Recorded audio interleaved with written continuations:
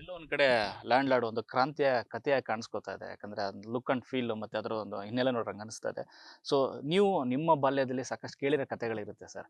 ಎಲ್ಲೋ ಒಂದ್ ಕಡೆ ಆ ಥರದೊಂದು ವಿಚಾರಗಳು ಸ್ಟ್ರೈಕ್ ಮಾಡ್ತಾ ಹೌದು ನಮ್ಮಲ್ಲೇನು ನಾನು ಕೇಳಿದ ಕತೆ, ನಾನು ನೋಡಿದ ಕತೆ, ಇದನ್ನ ಜನ ನೋಡ್ಬೇಕು, ಈಗಿನ ಜನರೇಷನ್ ನೋಡ್ಬೇಕು ಅನ್ನೋ ಥರದ್ದು ಥಾಟ್ ಇಂದ ಈ ಸಿನಿಮಾ ಮಾಡಿದ್ದ.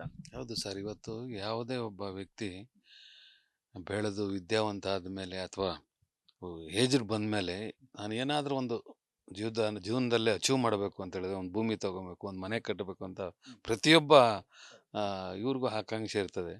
ಅದೇ ರೀತಿ ಈ ಒಂದು ಸಿನಿಮಾದಲ್ಲಿ ಅವನು ಸಾಧನೆಯನ್ನು ಒಂದು ಕಡೆ ಆದರೆ, ತನ್ನ ಮಗಳನ್ನ ನಾನಂತೂ ಓದಿಲ್ಲ, ನಾನು ವಿದ್ಯಾವಂತನ ಮಾಡಬೇಕು ಅನ್ನೋದು ಆ ಒಂದು ಹಂಬಲ, ಆಮೇಲೆ ತಾಯಿ ಸೆಂಟಿಮೆಂಟ್ ಇರ್ಬೋದು, ಫ್ಯಾಮಿಲಿ ಸಂಸಾರಿಕ ಜೀವನದಲ್ಲಿ ಯಾವ ರೀತಿ ಗಂಡ ಹೆಂಡತಿ ಇರ್ತಾರೆ ಅನ್ನೋದು ಎಲ್ಲ ಕಂಟೆಂಟ್ ಇದರಲ್ಲಿ ಇದೆ ಸರ್. ರಾಚೆನಾಗಿ ವಿಜಯ್ ಸರ್ ಯಾವ ಮಟ್ಟಿಗೆ ಆವರಿಸ್ಕೊಂಡಿದ್ದಾರೆ ಪಾತ್ರಕ್ಕೆ ಇಡೀ ಸಿನಿಮಾ ಪೂರ್ತಿ. ಸರ್ ಅವ್ರ ಬಗ್ಗೆ ಹೇಳ್ಬೇಕಂದ್ರೆ ಎರಡು ಮಾತಿಲ್ಲ ಸರ್. ಈ ಒಂದು ಸಿನಿಮಾದಲ್ಲಿ ನಿಜವಾಗ್ಲೂ ಹೇಳ್ತೀನಿ, ನಾನು ಹಿಂದೆ 2-3 ಸತಿ ಚಾನಲಲ್ಲಿ ಹೇಳಿದೆ, ಸೆಕೆಂಡ್ ರಜನಿಕಾಂತ್ ಅವರು ಈ ನಾವು ನಿಜವಾಗ್ಲೂ ಈ ಸಿನಿಮಾ ಮಾಡೋ ಕಾರಣನೇ ಈ ಕತೆಗೆ. ಹೀರೋ ಯಾರು ಅಂತ ಕೇಳಿದಾಗ ದುನಿಯಾ ಸರ್ ಒಪ್ಕೊಂಡಿದ್ದಾರೆ ಸರ್, ವಿಜಯ್ ಸರ್ ಅನ್ನೋ ಹೊತ್ತಿಗೆ ನಮಗೆ ಅವಾಗ್ಲೇ ಟೋಟಲ್ ನಾವು ಸಿನಿಮಾ ಗೆದ್ವಿ ಅಂತಲೇ. ಅದಾದ ನಂತರ ರಚಿತಾ ರಾಮ್ ಅವ್ರೂ ಒಪ್ಕೊಂಡ್ರಲ್ಲ.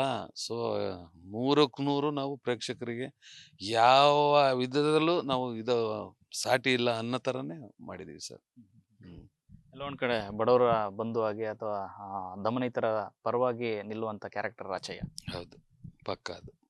ಅದಕ್ಕೇನೆ ಸರ್ವೈವರ್ ಅಂತ ಇಟ್ಟಿರೋದು. ನೆಕ್ಸ್ಟ್ ಇನ್ನೂ ಒಂದು ಅದ್ಭುತವಾದ ಇದಿದೆ, ಇನ್ನೊಂದು ಟೀಸರ್ಗೆ ಅದು ತಮಗೆ ಗೊತ್ತಾಗುತ್ತೆ ಇದಾದ ನಂತರ.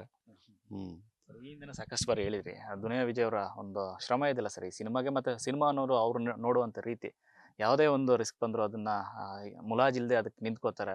ಈಗ ಹೇಳಿದ್ರಿ ಡೂಪಿಲ್ಲದೆ ಸಿನಿಮಾ ಮಾಡಿದ್ರು ಅಂತ. ಅದೇ ಹಂತದಲ್ಲಿ ಲ್ಯಾಂಡ್ ಲಾರ್ಡ್ಗೆ ಅವರು, ಯಾಕಂದ್ರೆ ತುಂಬಾ ವರ್ಷ ಆಗುತ್ತೆ ಈ ತರ ಅವ್ರನ್ನ ನೋಡಿ ಈ ಲುಕ್ ಅಲ್ಲಿ, ಅದ್ರ ಜೊತೆಗೆ ಅದ್ರ ಗೆಟಪ್ ಬೇರೆ ಚೇಂಜ್ ಮಾಡಿದಿರಿ. ಸೊ ಓವರ್ ಆಲ್ ಸಿನಿಮಾದ ಕಂಟೆಂಟ್ ಮತ್ತೆ ಪಾತ್ರ ಕೇಳಿದಾಗ ಅವ್ರ ಕಡೆಯಿಂದ ಬಂದಂತ ರೆಸ್ಪಾನ್ಸ್ ಏನಿದೆ ಸರ್? ಸರ್ ನಾನೀಗ ಹೇಳ್ದನಲ್ಲ, ಮೊನ್ನೆ ಡಬ್ಬಿಂಗ್ ಮಾಡಿದ ಕಣ್ಣಾಗೆ ಆನಂದ ಬಾಷ್ಪ ಸರ್ ಅವ್ರಿಗೆ. ಏನಪ್ಪ ಇಂಥ ಸಿನಿಮಾ ಕೊಟ್ಟಿದೆ ಜಡೇಶ್, ಇಂಥ ಒಂದು ಅದ್ಭುತವಾದ ಸಿನಿಮಾ ಕೊಟ್ಟಿದ್ಯಾ, ಇದನ್ನ ನಾನು ಹೇಗೆ ಕ್ಯಾರಿ ಮಾಡ್ತೀನೋ ನನಗೇ ಕಷ್ಟ ಆಗುತ್ತೆ ಸರ್. ಇವತ್ತು ನಂದು ಸತ್ಯ ಹೇಳ್ಬಿಡ್ತೀನಿ ತಮ್ಮ ಮುಂದೆ, ಇದುವರೆಗೂ ಅವರು ಮಾಡದ ಇರೋಂಥ ಪಾತ್ರ ಇದಾಗಿರುತ್ತೆ ಸರ್. ನಾನು ಹೇಳಲ್ಲ, ಪ್ರೇಕ್ಷಕರು ನೋಡಿದ ಮೇಲೆ ಗೊತ್ತಾಗುತ್ತೆ. ಮುಂದೆ ಬರ್ಬೋದು, ಇಲ್ಲ ಅಂತ ಹೇಳಲ್ಲ ಇವತ್ತು. ಬಟ್ ಇದುವರೆಗೂ ಅವರ ಕೆರಿಯರಲ್ಲೇ ಯಾವುದೇ ಒಂದು ಸಿನಿಮಾ ಈ ಥರ ಆಗಿರಲ್ಲ. ಇವತ್ತು ಭೀಮಾ ಅಂದರೆ ಚೆನ್ನಾಗಿ ಹೋಯ್ತು. ಇವತ್ತು ಅವರು ಪ್ರೂವ್ ಮಾಡ್ಕೊಂಡ್ರು, ಡೈರೆಕ್ಟರ್ ಕಮ್ ಹೀರೋ ಅನ್ನೋದು ಅವರ. ಭೀಮಾ ಇರ್ಬೋದು, ಸಲಗ ಇರ್ಬೋದು, ಅವ್ರು ಆಲ್ರೆಡಿ ಪ್ರೂವ್ ಮಾಡ್ಕೊಂಡಿದ್ದಾರೆ ಜನಗಳ ಮುಂದೆ. ಬಟ್ ಫ್ಯಾಮಿಲಿ ಓರಿಯೆಂಟೆಡಲ್ಲಿ ನಿಜವಾಗ್ಲೂ ಹೇಳ್ತೀನಿ, ಇದು ಅವ್ರು ಇನ್ನೂ ಎಲ್ಲೋ ಎತ್ತರಕ್ಕೆ ಹೋಗುತ್ತಾರೆ ಸರ್. ಸರ್ ಇಂಡಸ್ಟ್ರಿಗೆ ಈ ಥರದ ಸಿನಿಮಾಗಳು ಪ್ರಯೋಗಗಳು ಎಷ್ಟು ಅವಶ್ಯಕತೆ ಇದೆ ಅಂತ, ಯಾಕಂದರೆ ಎಲ್ಲ ಒಂದು ಕಡೆ ಪ್ಯಾನ್ ಇಂಡಿಯಾ ಹೆಸರಿನಲ್ಲಿ ಪ್ಯಾನ್ ಇಂಡಿಯಾಗೆ ಒಂದು ವ್ಯಾಲ್ಯೂ ಇದೆ ಖಂಡಿತ, ಹೌದು. ಆ ಕಂಟೆಂಟ್ ಮತ್ತು ಅದು ರೀಚ್ ಮಾಡ್ಕೊಂಡು ಹೋಗುತ್ತೆ. ಆ ರೇಸಲ್ಲಿ ಎಲ್ಲೋ ಕಡೆ ನಮ್ಮ ಕತೆಗಳನ್ನು ನಾವು ಮರೆತು ಹೋಗ್ತಾ ಇದೀವಿ. ಆ ಒಂದು ಕಾರಣಕ್ಕೆ ಒಂದಷ್ಟು ಸಿನಿಮಾಗಳು ಅದ್ಭುತವಾಗಿರುತ್ತೆ, ಆ ನಂತರದಲ್ಲಿ ಸಾಲು ಸಾಲು ಸೋಲುಗಳು ಇದೇ ಕಾರಣ ಆಗಿದೆಯಾ ಅಂತ. ಎಲ್ಲೋ ಆಯ್ಕೆನಲ್ಲಿ ಅಥವಾ ನಿರ್ಧಾರ ಮಾಡೋದ್ರಲ್ಲಿ ಈ ಕತೆನೇ ಈ ಮಟ್ಟಿಗೆ ಮಾಡಬೇಕು, ಪ್ಯಾನ್ ಇಂಡಿಯಾ ಅನ್ನೋ ಹೆಸರಲ್ಲಿ ನಾವು ಹಾಳಾಗ್ತಿದೀವಿ ಅನ್ನೋ ಒಂದು ವಿಚಾರ.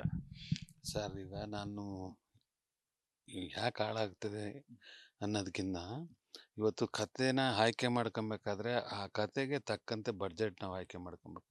ಈಗ ನಮ್ಮಲ್ಲಿ ಏನು ಮಾಡ್ತಾರೆ, ಇದು ಸಿನಿಮಾದ ಪ್ರತಿಯೊಬ್ಬರ ನಿರ್ಮಾಪಕನಿಗೂ ಬಂಡವಾಳ ಹಾಕಿದಾಗ ನನ್ನ ಬಂಡವಾಳ ಯಾವ ರೀತಿ ಸೇಫ್ ಆಗಬೇಕು ಅನ್ನೋದು ನೋಡ್ತಾರೆ.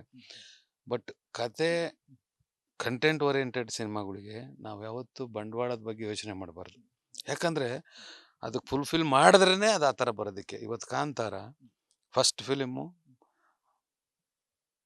10.5 ಕೋಟಿ 12 ಕೋಟಿ ಅಂತ ಹೇಳ್ತಿದ್ರು, 205 ಕೋಟಿ ಆಯಿತು. ಇವತ್ತು ಅದೇ ಒಂದು ಕಾಂತಾರ ಚಾಪ್ಟರ್ 1 ಅಂತ ಮಾಡಿ 150 ಕೋಟಿ 170 ಕೋಟಿ ಸಿನಿಮಾ ಬಂಡವಾಳ ಆಯಿತು, ಇವತ್ತು 1000 ಕೋಟಿ ಆಯಿತು. ಅವರು ಆ ಕತೆಗೆ ಕಂಟೆಂಟ್ಗೆ ನಾನು 10 ಕೋಟಿ ಮಾಡಿದ್ದೆ 25 ಕೋಟಿ ಮಾಡೋಣ ಸಾಕು ಅನ್ನಲಿಲ್ಲ, ಟ್ರಿಬಲ್ ಇದು ಮಾಡಿ ಡಿಜಿಟ್ ದಾಟೋಯ್ತು. ಇವಾಗ ಅವರು 4 ಡಿಜಿಟು ಸಂಪಾದನೆ ಮಾಡಿಕೊಂಡ್ರು. ಜನ ಕೈ ಹಿಡಿತಾರೆ ಸರ್. ಯಾಕೆ ಗೊತ್ತಾ, ಆ ಒಂದು ಪಾತ್ರಕ್ಕೆ ಜೀವ ತುಂಬಿದಾಗ, ಆ ಒಂದು ಕತೆಗೆ ಆ ಒಂದು ಸೆಟ್ಟು ಏನು ಬೇಕಾಗುತ್ತೆ ಅದು ಒಬ್ಬ ಪ್ರೊಡ್ಯೂಸರ್ ಅದನ್ನು ಒದಗಿಸ್ಕೊಟ್ಟಾರೆ, ಡೈರೆಕ್ಟರ್ ಅದನ್ನು ಮಾಡ್ತಾನೆ. ಅದೇ ಹೀರೋ ಆದವರು ಅದನ್ನು ಫುಲ್ಫಿಲ್ ಮಾಡ್ಕೊತಾರೆ. ಇದರಿಂದ ನಮ್ಮ ಒಂದು ಸಿನಿಮಾ ಯಾವುದೇ ಖಂಡಿತವಾಗಿ ಹೇಳ್ತೀನಿ, ಇವತ್ತು ನಾವು ಕನ್ನಡ ರಾಜ್ಯೋತ್ಸವ ದಿವಸನೇ ಕನ್ನಡ ಜನತೆಗೆ ಇವತ್ತೇನು ನಾವು ಸಿಹಿ ಹಂಚಿ ರಾಜ್ಯೋತ್ಸವ ಆಚರಣೆ ಮಾಡ್ತೀವಿ. ಮುಂದಿನ ದಿನಗಳಲ್ಲಿ ನಮ್ಮ ಸಿನಿಮಾಕ್ಕೆ ಬಂದು ಸಿನಿಮಾ ನೋಡಿದ್ರೆ ಅವ್ರಿಗೆ ಪೈಸಾ ವಸೂಲ್ ಅಂತ ಗ್ಯಾರಂಟಿ ಸರ್. ಅವ್ರು ಕೊಟ್ಟಿದ್ದಕ್ಕೂ ನನಗೆ 200 ರೂಪಾಯಿ ಟಿಕೆಟ್ ಕೊಟ್ಟು 1000 ರೂಪಾಯಿ ವಸೂಲಾಯ್ತು ಅಂತ ಹೋಗ್ತಾರೆ ಸರ್. ಇದಂತ ಸತ್ಯ.